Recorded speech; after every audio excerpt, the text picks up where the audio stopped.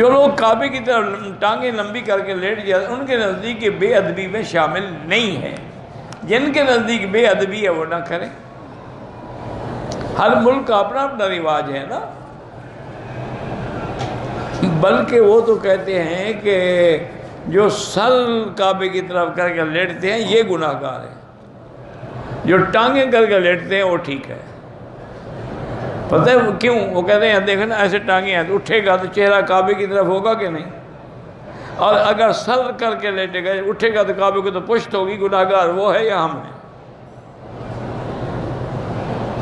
تھوڑا سا عقل تم بھی لڑا لیا کرو، اس لیے اعتراض نہ کیا کرو کسی پر.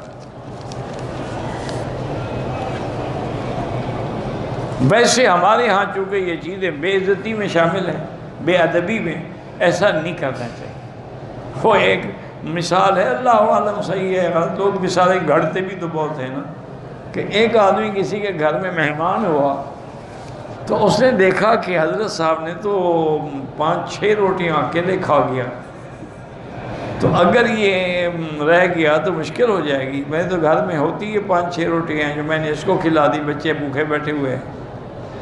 بہرحال رات میں جب سونے لگے تو نے کہا اچھا بھائی چارپائی وغیرہ اپنی ٹھیک کر لو، کھانا کھا لیا سو جاؤ.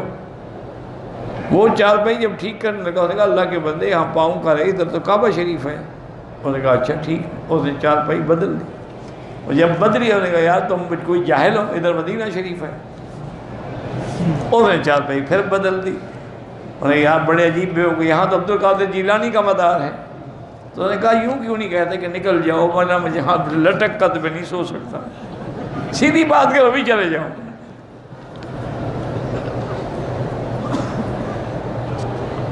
اگر خواب میں کوئی انسان نعوذ باللہ اپنی بھابھی کے ساتھ زنا کرتا ہے وہ خواب ہے، حقیقت نہیں ہے. توبہ کرو، استغفار کرو، بتانے کی بھی کوئی ضرورت نہیں، کیونکہ بعض خبیث لوگ خواب کے ذریعے پیغام بھیجتے ہیں کہ میں تمہیں رات کو بھی یاد کر رہا ہوں. یہ بھی ایک شیطانی چال ہے. توبہ کرو، استغفار کرو. تبلیغی جماعت میں جانا کیسے؟ جا کے تجربہ کر لو، 2 دن 4 دن لگا کے دیکھ لو. اگر وہ تمہیں ڈاکہ چوری بے حیائی سکھائیں تو چھوڑ دو، اگر دین کا کام سکھائیں تو لگے رہو. پھر تجربہ کرو نا، کہنے سے کیا ہوگا.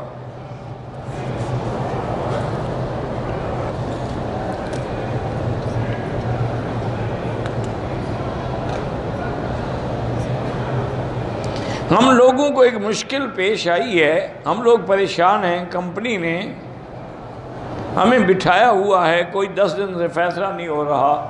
2 رکعت سب الگ الگ نماز پڑھ کے حسبنا اللہ و نعم الوکیل اور درود شریف پڑھیں، اللہ مشکل حل کریں گے. پاکستان کے کچھ علاقوں میں یہ رواج ہے کہ جب میت کو دفن کر لیتے ہیں تو اس کی قبر پہ اذان دیتے ہیں. یہ بدعت ہے، ناجائز ہے. اگر شیشہ سامنے دیوار پہ لگا ہوا ہے اور اس میں آدمی کی تصویر پوری نظر آتی ہے پھر نماز نہ پڑھیں، اس کے اوپر کپڑا ڈال دیں، چونکہ نماز میں تو تم تصویر ہی دیکھتے رہو گے نا اپنی.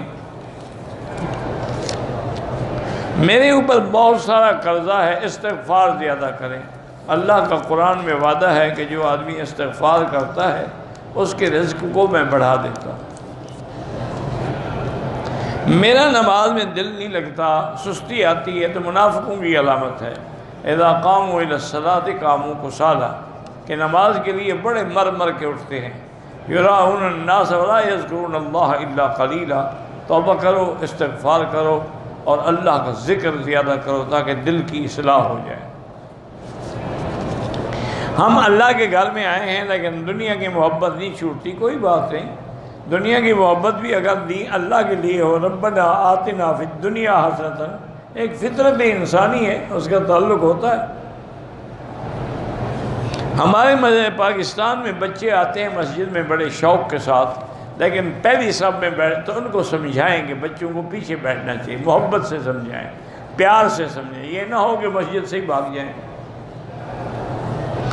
سبحان اللہ، الحمدللہ، اللہ اکبر جو ہے وہ دائیں ہاتھ پڑھنا، دائیں ہاتھ پڑھنا افضل ہے. باقی یہ نہیں ہے کہ بایاں ہاتھ کو نکل.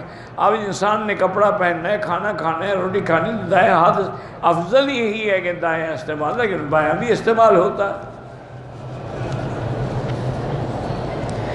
اولاد اپنی کمائی میں سے اپنے والدین کو خرچہ نہ دے، گناہ گار بالکل گناہ گار ہوں گے، چونکہ اولاد کی کمائی تو ماں باپ کی ہوتی ہے۔ انت و مالک لابیک، حضرت فرمایا تم بھی اور تمہارا مال بھی تمہارے باپ کا ہے، باپ تم سے جبراً بھی لے سکتا ہے۔